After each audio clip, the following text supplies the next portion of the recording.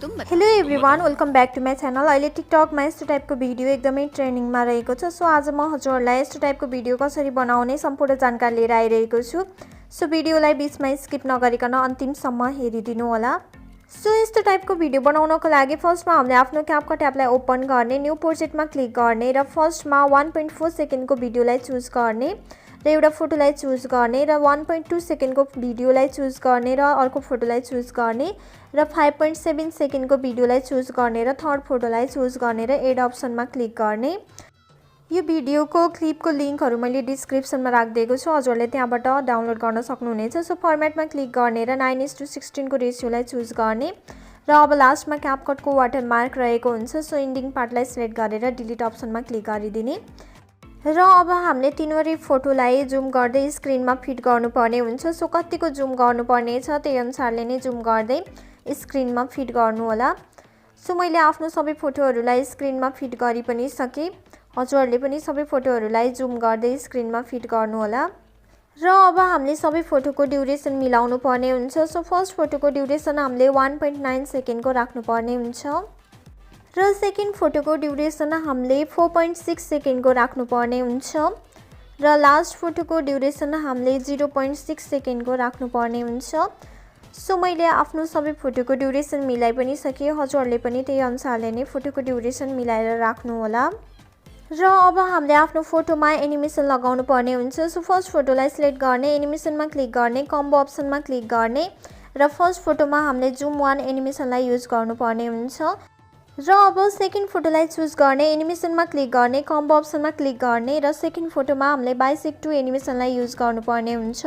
So bisect 2 एनिमेसनमा click गर्ने र टिक अप्सनमा क्लिक गर्ने र अब थर्ड फोटोमा फेरि हामीले जुम 1 एनिमेसनलाई लगाउनु पर्ने हुन्छ। सो थर्ड फोटोलाई चुज गर्ने र जुम 1 एनिमेसनमा क्लिक गरेर टिक अप्सनमा क्लिक गरिदिने र अब हामीले सबै फोटोमा इफेक्ट लगाउनु पर्ने हुन्छ। सो फर्स्ट फोटोको स्टार्टिङ पोइन्टमा आउने, इफेक्टमा क्लिक गर्ने, भिडियो इफेक्टमा क्लिक गर्ने र अब यहाँनिर माथिपट्टि मोड भन्ने अप्सन रहेको छ। सो मोडमा क्लिक गर्ने र सेकेन्डमा रहेको मिडियर भन्ने अप्सनमा क्लिक गर्ने र टिक अप्सनमा क्लिक गर्ने र अब यसको ड्युरेसन हामीले फोटोको ड्युरेसन जति छ त्यतिमै मिलाएर राख्नुपर्ने हुन्छ। सो फेरि फोटोको स्टार्टिङ पोइन्टमा आउने, ब्याक गर्ने, भिडियो इफेक्टमा क्लिक गर्ने र थर्डमा रहेको कोलाजेन स्पार्स भन्ने इफेक्टलाई चुज गर्ने र टिक अप्सनमा क्लिक गर्ने र यसको ड्युरेसन पनि फर्स्ट फोटोको ड्युरेसनसँग मिलाएर राख्ने। सो अब सेकेन्ड फोटोको स्टार्टिङ पोइन्टमा आउने, भिडियो इफेक्टमा क्लिक गर्ने र अब मिडियरमा क्लिक गर्ने र टिक अप्सनमा क्लिक गर्ने र यसको ड्युरेसन हामीले सेकेन्ड फोटोको ड्युरेसनसँग मिलाउने र अब फेरि सेकेन्ड फोटोको स्टार्टिङ पोइन्टमा आउने, ब्याक गर्ने र थर्डमा रहेको कोलाजेन स्पार्स भन्ने इफेक्टलाई चुज गर्ने र टिक अप्सनमा क्लिक गर्ने र यसको ड्युरेसन पनि हामीले सेकेन्ड फोटोको ड्युरेसनसँग मिलाएर राख्नुपर्ने हुन्छ। सो अब थर्ड फोटोको स्टार्टिङ पोइन्टमा आउने, भिडियो इफेक्टमा क्लिक गर्ने र सेकेन्डको मिडियरलाई क्लिक गर्ने र टिक अप्सनमा क्लिक गर्ने र यसको ड्युरेसन हामीले थर्ड फोटोको ड्युरेसनसँग मिलाएर राख्ने। सो अब फेरि थर्ड फोटोको स्टार्टिङ पोइन्टमा आउने, भिडियो इफेक्टमा क्लिक गर्ने र थर्डमा रहेको कोलाजेन स्पार्स भन्ने इफेक्टलाई चुज गर्ने, टिक अप्सनमा क्लिक गर्ने र ड्युरेसन मिलाउने। सो अब हामीले आफ्नो भिडियोमा साउन्डलाई एड गर्नुपर्ने हुन्छ। सो ब्याक गर्ने, अडियो अप्सनमा क्लिक गर्ने, एक्सट्र्याक्टेडमा क्लिक गर्ने र भिडियोलाई चुज गरेर इम्पोर्ट साउन्ड ओन्ली अप्सनमा क्लिक गरिदिने।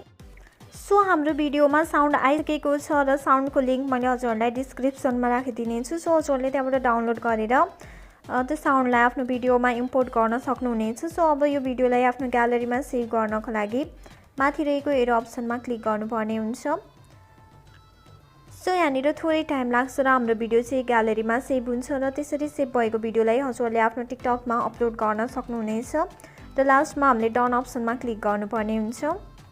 सो आजको लागि यति नै। भिडियो कस्तो लाग्यो कमेन्ट बक्समा कमेन्ट गर्नुहोला र आगामी दिनमा पनि यस्तै टाइपको भिडियो एडिटिङ हेर्न चाहनुहुन्छ र च्यानललाई सब्सक्राइब गर्नुभएको छैन भने च्यानललाई सब्सक्राइब गरी नजिकै रहेको बेल आइकनलाई पनि प्रेस गरिदिनु होला। Thank you so much for watching my videos. Bye bye, see you.